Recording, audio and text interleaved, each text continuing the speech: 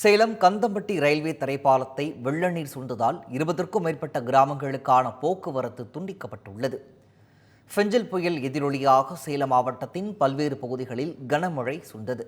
இதனால் பல்வேறு பகுதிகளில் மழைநீர் தேங்கிய நிலையில் கந்தம்பட்டி பகுதியில் உள்ள ரயில்வே தரைப்பாலத்தை வெள்ள நீர் மூழ்கடித்து பாலத்தின் 2 மார்க்கங்களிலும் சுமார் 3 கிலோமீட்டர் தூரத்திற்கு சாலையில் மழைநீர் தேங்கியுள்ளது. இதன் காரணமாக சேலம் இளம்பிள்ளை சாலையில் போக்குவரத்து துண்டிக்கப்பட்டுள்ள நிலையில் நல்லாம்பட்டி, உருங்கப்பட்டி, சித்தர்கோவில் உள்ளிட்ட 20க்கும் மேற்பட்ட கிராமங்களுக்கான போக்குவரத்து துண்டிக்கப்பட்டுள்ளது. கடலூரில் கனமழையால் பாதிக்கப்பட்ட கிராமங்களில் அத்தியாவசிய தேவைகள் பூர்த்தி செய்யப்படவில்லை என கூறி பொதுமக்கள் போராட்டத்தில் ஈடுபட்டனர். சாத்தனூர் அணையில் இருந்து தென்பெண்ணை ஆற்றில் தண்ணீர் திறக்கப்பட்டது. இதனால் ஆற்றின் கரையோரம் வசித்து வந்த மக்களின் வீடுகளில் வெள்ளம் புகுந்தது.